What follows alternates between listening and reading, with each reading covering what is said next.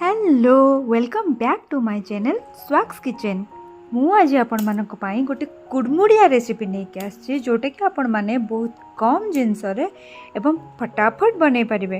तो आपण माने तो मो थंबनेल रो जानि सारिथिबे जे मु आपण मानक आज गोटे सिपुल रेसिपी शेयर करबा को जाउछी जोटा ब्रह्मपुर फेमस। तो चलंतु स्टार्ट करबा आज रो रेसिपी। तो एठी मु गोटे ग्लास चाउल चूना नहीं जाइछि, देन राशि कंचा लंका को टिके छेचिकी नहीं जाइछि, गोटे छोट चामच रे बेकिंग सोडा नहीं जाइछि। तो वर्तमान आमे गोटे कड़ाई बसैकी गोटे ग्लास चाउल चूना पे आमे 1.5 ग्लास एठी पानी नहीं जिबा। देन सेतिरे स्वाद अनुसार लूण, आपनको राग हिसाब रे छेचा कंचा लंका एवं बेकिंग सोडा को एथिरे आमे पकै नबा। देन एसबु को भल भाबे मिसई आमे गैस को हाई फ्लेम रे रखि देबा एवं 2 ରୁ 3 मिनिट भल भाबे फुटिया पय छाडी नबा। देखो पानी एठी हमर भल भाबे फुटी सारचे। वर्तमान आमे चाउल चूना को आस्ते आस्ते करी ए पानी रे पकै नबा। पुलु तो प्राय घर समस्ते बनै थांदी, हेले एई वीडियो रे मु आपन मान को किछटा ट्रिकी जिंस शेयर करिवि। तो चूना आमे सब पकै सारिबा परे ताको आमे किछि घांटीबा भी दरकार नै। वर्तमान आमे ताको घोड़णी सहायता रे घोड़ै नबा। लो फ्लेम रे आमे 3 ରୁ 4 मिनिट चूना को पानी सहित आपे आपे सिजिबा पय छाडी देबा। देखंतु केते बढ़िया से सिजि जाइछि चूना हमर। तो वर्तमान आमे ताको गोटे स्पैचुला सहायता रे टिके एपट सेपट करिकि भल भाबे मिसै नबा एवं गैस रो फ्लेम को ऑफ करि नबा। देन एठी हमर डो टिके ठंडा हला परे मु एठी गोटे कंटेनर को ताको शिफ्ट करि नै छी। वर्तमान आमे डो को टिके भल भाबे चकटी करि नबा। पर माने चाहिले हाथ रे टिके तेल लगे कि भी चकटी पारिबे। देखंतु तार कंसिस्टेंसी एम्ति रहबा दरकार। देन हमको सिपुल रो साइज जेतिकी बड़ बनेबार अछि सेही हिसाब रे हमको डो को एथिरु काढी कि आमे ताको भल भाबे हाथ रे पुणी थरे गोल करि नबा। देखंतु मु एठी एम्ति सब छोट छोट बॉल बनै नै छी। देन आमे गोटे बटर पेपर नै जिबा। आपण मानको पाखर जदी बटर पेपर अवेलेबल नथिबो ताले आपण तेल रो जरी भी यूज करि परिबे। परे मु एठी गोटे चम्मच धळा राशि को पकै नै छी। मामे बनै रखिथिबा गोटे छोटिया बॉल को आनी कि ता सहित राशि को मिसै नबा एम्ति एपट सेपट करिकि। मु एठी बटर पेपर को टिके फोल्ड करि नौ छी एवं मु एठी बॉल ऊपर मु गोटे हेमदस्ता को यूज करि छी जोथिरे आमे अदा रसुण छेची थाउ। वर्तमान आमे ताको टिके एपट सेपट करिकि बॉल को फ्लैट करि नबा।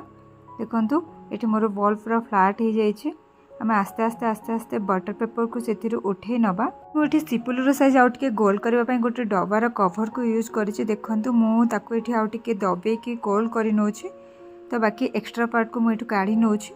तो मु एठी फ्लैट वाला सिपुल बनेछि। तो मु एई भଳି भाबे बनोछि। देखंतु कवर टी काढी नेला परे हमर आउरी गोल हो जाइछि सिपुल रो साइज।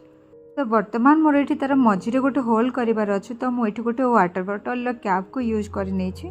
पण माने देखि पारथिबे सिपुल रो शेप एठी संपूर्ण भाबे बनि जाइछि। तो मु आस्ते आस्ते करिकि ताको बटर पेपर उठेई नोछि। एटा तो सिपुल बनेबार गोटे प्रोसीजर थिला। मु आपण मानको आ गोटे प्रोसीजर बतेबी। तो वर्तमान आमे एठी गोटे स्टील रो थाली नै जिबा एवं थाली ऊपर टिके ऑयल को ग्रीस करि नबा। मु एठी टिके अधिक अमाउंट रो डो नै जाइछि। देखंतु आमे ता देहरे राशि को एपट सेपट करिकि लगे नबा।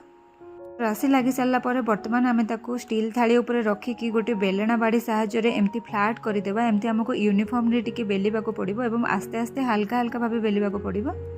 तो मु एठी स्टेप 1 रे जो प्रोसीजर अप्लाई करथिली सेही प्रोसीजर रे ही 3टा सिपुल बनै नोछि। देखंतु केमति कोन बनोछि। तो मोर 2टा स्टेप रो आपण मानकु जो स्टेप टी इजी होबा आपण सेही स्टेप टी अप्लाई करिकि सिपुल बनै पारिबे। मते तो ये सेकंड स्टेप टी बहुत इजी लागिला। आपण मानकु जोटा इजी लागियो आपण सेही हिसाब रे बनेबे। तो एक्स्ट्रा पार्ट को वर्तमान आमे एथिरु काढी नबा। देखंतु मु आस्ते आस्ते करिकि काढी नोछि बळका डो को एवं एई बळका डो को आमे पुणी थरे नेक्स्ट सिपुल बनेबा रे यूज करबा। वर्तमान आमे आस्ते आस्ते करिकि सिपुल गुडा को थाली रु उठे नबा। देखंतु हमर बिल्कुल भांगुनी, त माने हमर पागो पूरा परफेक्ट हिची। तो वर्तमान मोर सबु सिपुल रो शेप मु देई सारिची। देखंतु मोर गोटे ग्लास चाउल रे एते सारा बनी जाइची एवं गोटे बी भांगुनी। तो चलंतु वर्तमान गोटे कड़ाई बसई नबा एवं कड़ाई रे आमे तेल पके कि ए सब सिपुल को आस्ते आस्ते करिकि सब छाणी नबा। मु एठी प्रथमे तेल गरम हिची कि नै चेक करबा पय गोटे छोटिया सिपुल को पके कि देखि नउची। देखंतु तेल रु बढ़िया से हमर बबल सब बाहरी आसलानी। त माने तेल हमर परफेक्टली गरम हे गलानी। सिपुल छाणिबा बेले आपण माने लो रु मीडियम फ्लेम रे ही छाणिबे। तो चलंतु वर्तमान आमे धीरे धीरे करिकि सब सिपुल को एथिरे पकेई नबा। आपण माने सिपुल छाणला बेले गोटे फ्लैट कड़ाई को ही यूज कले टिके बेटर रहइबो। जदर आमे थरे के बेसी सिपुल पकेई कि आराम से छाणी परिबा। देखंतु ए सब वर्तमान हमर तळु उठी आसी कि ऊपर भासुची। तो एबे आमे वर्तमान ताको धीरे धीरे करिकि ओल्टेई नबा। एठी मु आपनको गोटे जिनस कहि रखुची सिपुलु ऊपर को उठी आसिला परे भी आमे ताकू 30 रु 40 सेकेंड टिके भाजी हैला परे ही आमे ताकू उल्टेबा जदरा कि सिपुलु रो गोटे पार्ट स्ट्रांग हैला परे आमे ताकू उल्टे नबा। देखंतु मोर गोटे साइड हे आसलानी हमको एठरे 4 रु 5 मिनिट ही तेल रे भाजीबार अछि। तो कलर तार चेंज हे आसलानी देखंतु मु वर्तमान ताकू तेल रु काढी नउची। आपण मानकु जदी आउ टिके भी ब्राउन करिबार थिबो तो आपण आउ टिके टाइम भी छाणी पारिबे। तो वर्तमान मु एठी गोटी गोटी करके सब सिपुल को छाणी नहीं छे।